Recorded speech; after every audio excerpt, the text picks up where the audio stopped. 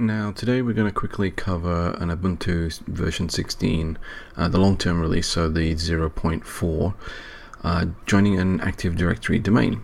Now as you can see, I'm going ahead and installing the packages and I'm joining it to my domain, which in this case is called lab.local. Now keep in mind, don't worry about the package names, I will put them in the comments below. The Kerberos Server for your realm, this is going to be any one of your Active Directory domain controllers, but in my case I've completely forgotten what it is at this moment, so I'm going to go ahead and quickly ask the host what the name of the server is.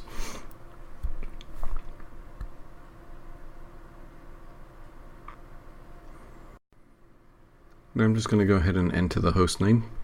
Afterwards I'm going to get asked for the administrative server. For those of you who are familiar with Active Directory, we refer to the administrative server as basically being the one that's running the primary role. Just like in databases, you can have multiple reads, but really only one write, so that's the one that's running the write role at the time. So your administration server for your Kerberos happens to be that Active Directory. Now, in most cases, your AD admin can tell you this. If you happen to be the AD admin, you can also go and check what the role is. In this case, I've only got one domain controller, so that's not really a problem.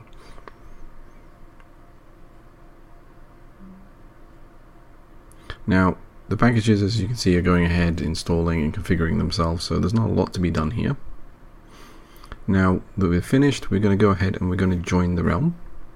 I'm getting prompted for my domain admin password. You obviously would enter yours.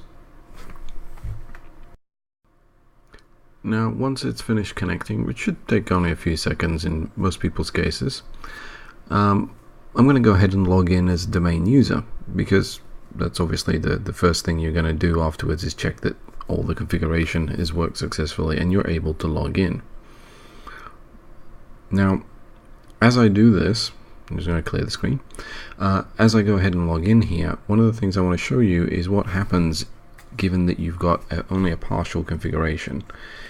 The configuration you've got allows you to log in because you haven't got any restrictions or other things in place yet, but it doesn't allow you to administer the server. So from this point of view, if I go ahead and I try to run a sudo command, I'm going to be told that I don't have permissions because I haven't configured the sudo.